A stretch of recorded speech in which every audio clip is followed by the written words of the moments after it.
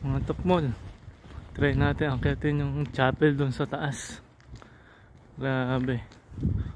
Sobrang taas nito.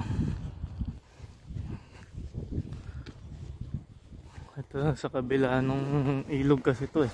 Hindi ko gano'ng nilalakad. Ngayon may pinuntahan ako kaya puntahan na rin natin to.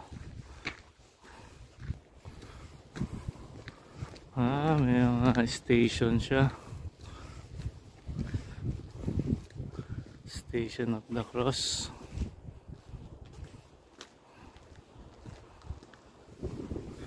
Grabe naman dito mga kabayan. Hingal na ako. Sabi mga kabayan, taas na ako ng pataas. Oh,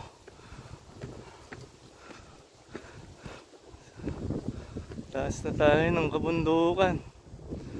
Ito nyo, ganda no. Oh, pwede na tayo mag-skating. Ayan, ito na last station of the Cross. Darating din tayo. Taas din to 15 minutes din. Ayan po siya.